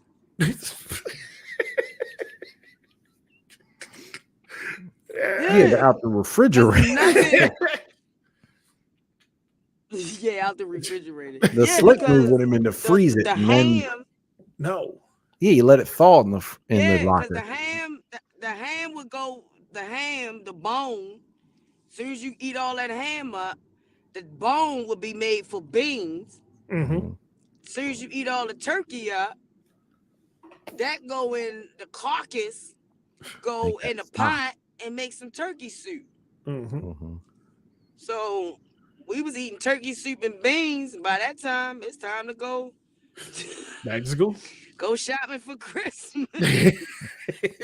I didn't know bones could go bad. Yeah, they can. Yeah, I found Bones that out don't go earlier this bad. year. How'd you find it out? Huh? How'd you find that out? I made some soup with the bones I had saved. Did you freeze them? No. Did you left them in the fridge? Yeah. You stupid. Well, now I The know. marrow. Yeah, you can't. You definitely can't leave bones out. I mean, they were cooked bones. They were like they were leftover barbecue bones. It's still the same thing as if you leave meat just out. It's gonna go bad. Well, I didn't know that. I thought bones were. I thought you got marrow. Yeah, it's the marrow. It didn't. Yeah, it didn't dawn on me until it was too late. That there's still organics inside the bone. Yeah, because I had some severe bubble gut issues from the soup, and then I was like, maybe it was the bones. Lord Jesus. How you do this in 2023? I don't get that, Joe. I'm getting dumber. I'm legitimately getting dumber every day. I don't get that. Oh man. Ugh. I used to be able to like do a lot of stuff like mentally well, and now no. Mm-hmm. Oh man. I don't. My mind is just it races a lot. Mm-hmm. So the little that I send myself, I probably only check like 3 or 4, but the rest of them I just that was a nice thought. Was that a joke? Because everything, if it ain't material, forget it. I wish I had that luxury. I send all my material to Marcus, and then he just ignores it. I don't ignore it. I send an LOL back occasionally. If it's funny, or you tell me, hey, did you see my messages? And I go, oh yeah, I saw that. LOL, that was great. And then I started lowering my expectation, just sending him every thought I had. Yeah, it just sends me random thoughts now, and I'm like, that could be good at some point. I don't know what you want me to do with that. This is gonna be a great bit someday. Damn it! Help me punch these jokes up, Marcus. Oh man, you know I'm only good with giving you the full joke. The thing is that when you write jokes, especially through text or on paper, the tone. Yeah, that you got to deliver it. You know what I'm it's saying? Not delivered. The delivery, the delivery's not fresh. So you just like you reading the joke, and you can hear you saying it, but you saying it like. Yeah. Well, I also forgot to account for the way he reads, which is horribly not well. Yeah, it's just the worst. If I read a text from you, I'd misconstrue the whole thought of whatever you sent me. And I'm sitting there going, why the fuck is he eating babies? That doesn't sound like what you're supposed to do. You tried to do that live read last week. Totally changed my perspective on our conversation. Because now I know that, like, you ever heard, like, when they make software, they got to iterate, like, they got to make it, and then they got to, like, see what happens, and then they got to try to make it again. Like that's what he does when he reads. I'll read it wrong all the way through, and then I'll come back and go, no, wait. Oh shit, you said have there. Okay, so comedy shows have made you laugh. Oh shit, I don't know what the fuck I read. It's like when you watch See, a my movie problem- and you forget and you missed stuff in it, and you're like, I keep discovering new stuff every time I watch it. That's him with a paragraph. Now, my problem is trigger words. No. If I see a word that'll strike emotion or whatever, then I'm off to that. Okay. And I'm like, that ain't got nothing to, I was like, that ain't got nothing to do with the joke. But it's me. So you're arguing with yourself. You're writing it down. They're like, Right. Right. oh, Because man. a lot of comedians send me jokes. So when I hear a word, then I'm like, I drift off. And I'm like, That's funny. you could have used a double entendre. Oh, okay. Oh man. Hey man. Oh shit. What time is it? Shit. We need to get out of here. It's almost 11. Yeah, it's almost 11. Man, we're gonna get out of here. Thank you, Maria Sanchez, for coming on the podcast this week. Max, check me out, Dave and Buster's Saturday headline. It's gonna be an amazing show from the training and that I went through this past weekend. 7 shows. Okay. So it's gonna be yeah. I'm gonna want the tape. Okay. Oh yeah, we'll get you the So tape. we definitely gonna get you the tape. Oh man, but we also have the Comedy Shows Near Me Thank You program, which can get you half off tickets. Joey, what's the thank you program all about, man? So we are launching, along with our new website, which you got to go check it out. We have a new thank you program. The thank you program is our loyalty program for our guests. If you love comedy, if you love stand-up comedy, this is for you. It's half off tickets to every show, and you get a promo code for exclusive to you. Every time someone uses your promo code, they get $5 off, and we give you $5. It is a win-win. All you got to do is bring a friend, and you can stack that. You can come to many shows you want. You can pay for your whole night basically by just bringing a few friends. And we just want to reward all the people who give us word of mouth. So we call it the thank you program. We also have some cool stuff coming down the line for them too. Yeah, you better watch out, man. They're gonna try to take you out for that. Speaking of that, I'm gonna share one more screen, Joey, before we get out of here. Wow, that's a great deal, man. $5 when I come to the comedy show, I get $5. No, not on the show. So it is tallied up. At the end of the month, we go through. We issue it by the payment method. When you sign up, you just let us know what payment method you prefer. But basically, we look and we go back and say how many people used that promo code, right? This person's promo code got used like 7 times. So boom, $35 in your Cash App, right back to you, and you got half off tickets in the first place. Get a lump sum. Right. Yeah, and you get a lump sum. And everybody that used your promo code saved $5 themselves. So everybody wins. Except us. We're gonna be poor, but everybody else wins. Send me that, Joey. Okay. All right. Send it to me so I can let people know. Let me in the studio, Joey. It's on our website, but I will send the link.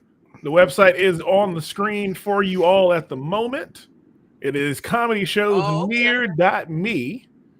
You can always go there and check out the upcoming shows we got going on. That's right. Dave and Buster's Rundle Mills is this week. You can get tickets there. You can also, it has all our upcoming shows. There's your link for the thank you program right Thank you there. program, the podcast, the Dot Comedy podcast, all there. Learn comedy right there. To learn more, link. We got it all right here for everybody to subscribe to follow, to be with us at Comedy Shows. Those are quotes from some of our comedians that have come by and why they enjoy performing at our shows. That's right. That's Haywood Turnipseed Jr. Haywood Turnipseed said, Comedy Shows Near Me is a great group to work with. They respect their art, their artists, and their audiences. You should definitely go to a show when they pop up near you. You won't be disappointed. Also, they are not really hard to find. Just look up Comedy Shows Near Me. Boom. There they are.